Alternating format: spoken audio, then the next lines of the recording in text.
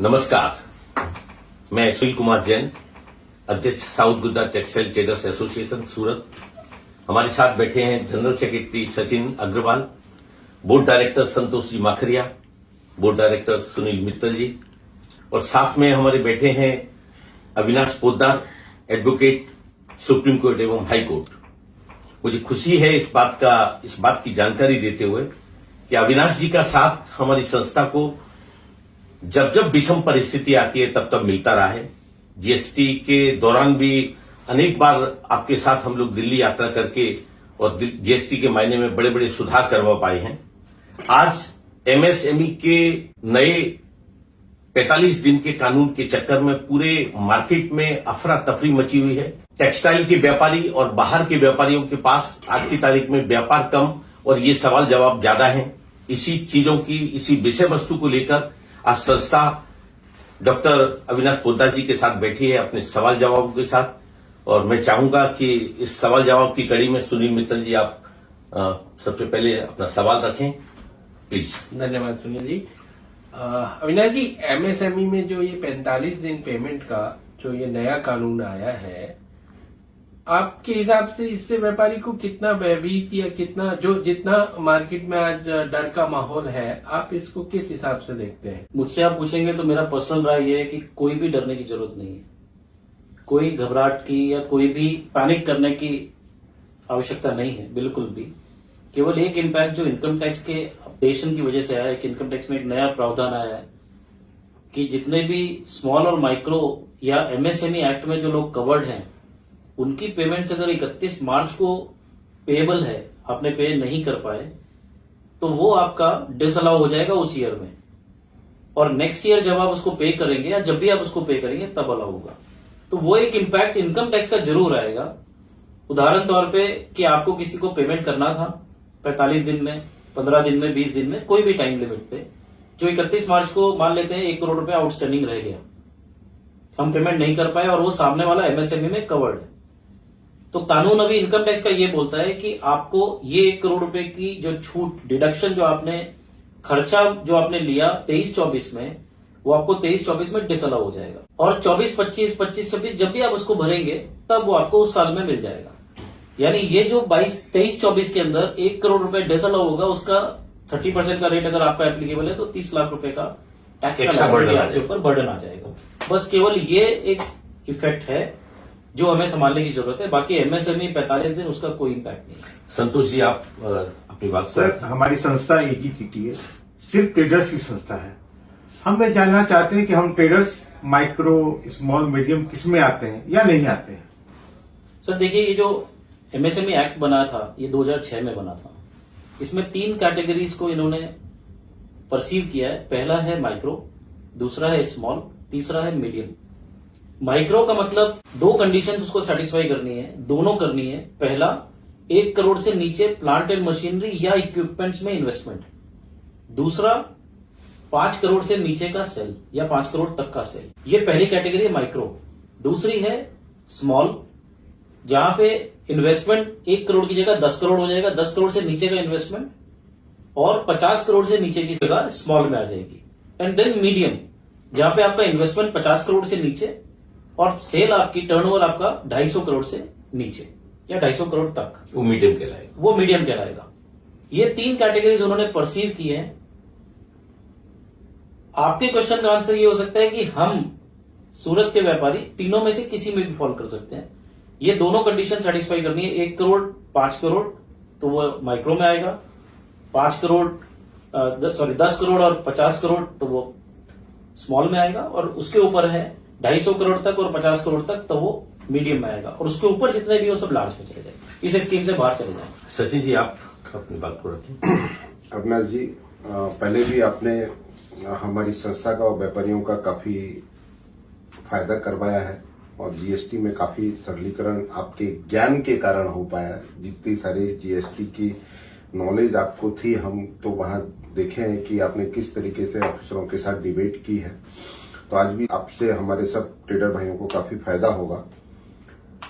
अभी सबसे बड़ा सवाल यह आता है कि यदि हमने एमएसएमई में रजिस्ट्रेशन नहीं लिया है या ट्रेडर कैटेगरी में लिया है तो हमारे ऊपर ये लॉ लागू होता है क्या?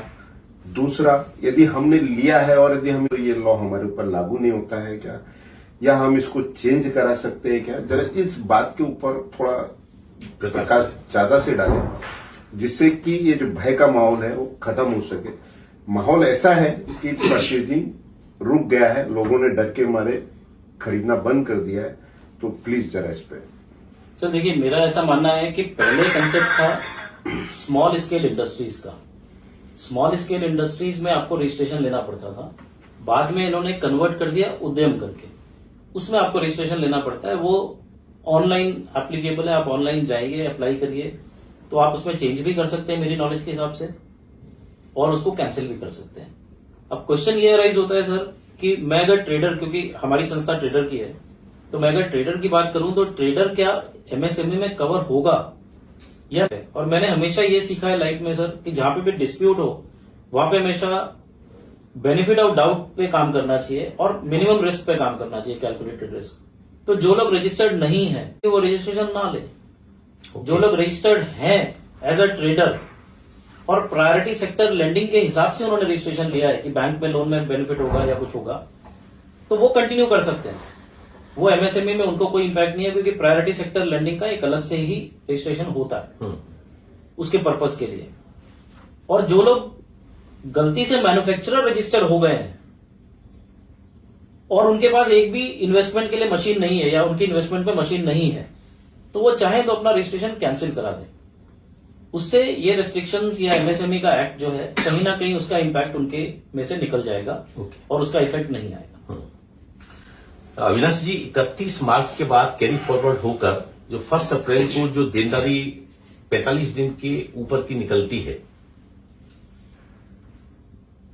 उस कंडीशन में हम लोगों को पेमेंट्स किस तरीके से आगे करना होगा? सर अगेन मैं इसको थोड़ा सा एमएसएमई के साथ लिंक करके अगर आपको बताऊं कि आप 3 सिचुएशंस परसीव कर सकते हैं। एक वो जो 31 मार्च से पहले 45 दिन कंप्लीट हो गए और मेरा पेमेंट आउटस्टैंडिंग रह गया, तो वो मैंने पहले भी बोला कि अगर वो आउटस्टैंडिंग रह गया तो 43B जो नया प्रावधान है क्लॉज एच, उसके हिसाब से वो डिसअलाउ हो जाएगा।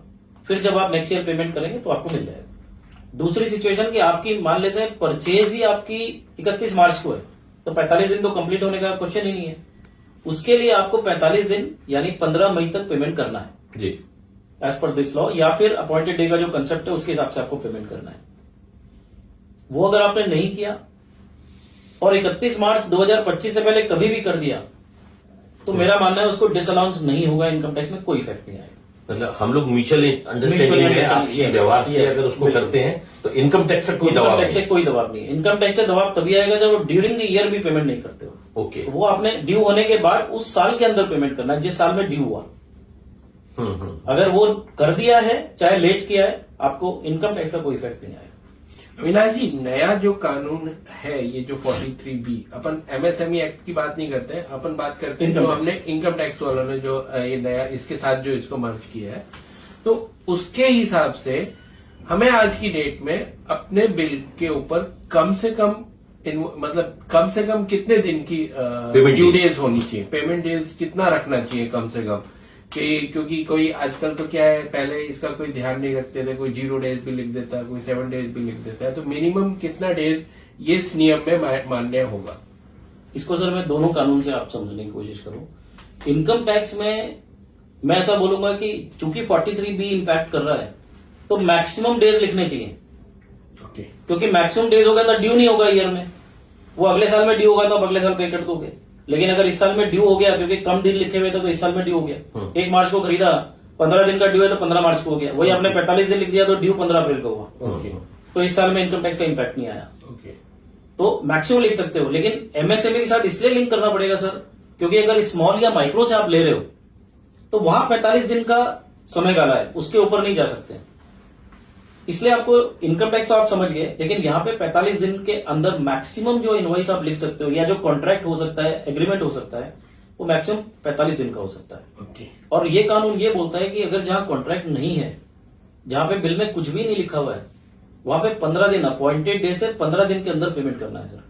15 दिन में हम पेमेंट नहीं कर पाए, या अगर हमारा एग्रीमेंट 45 दिन का टाइम है उसमें हम पेमेंट नहीं कर पाए, तो उस पर ब्याज लगता है आरबीआई के रेट का 3 गुना। टू बी सेफ तो अपने बिल पे मिनिमम 40 डेज कम से कम Yes, sir. लिखवाया हुआ होना चाहिए, लिखना भी चाहिए और लिखवाना भी जी चाहिए। सर। पर अविनाश जी, प्रॉब्लम हमारी सूरत की ये है कि हमारे लगभग ट्रेडर्स भाइयों का जो साइकिल है, प्रोडक्शन साइकिल है, वो 90 डेज की है।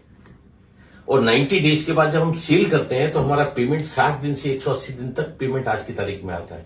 हम 45 दिन में पेमेंट करें तो कैसे करें, जब हमको 180 दिन, 150 दिन, 120 दिन में अगर पेमेंट आएगा। तो इस चीज को लेके हम पाटिल साहब से भी मिले थे, उनसे रजुआत की कि भाई हमारे वाणिज्य मंत्रालय में आप मीटिंग करा के इसमें अमिटमेंट करा के चेंज कराएं, और साथ ही साथ इस बात का भी निवेदन किया है, इसको आप कैरी फॉरवर्ड करा के अगली साल से इसको अमल में लाए, या जो भी तरीके से इसमें हमको रेफर कर सकते।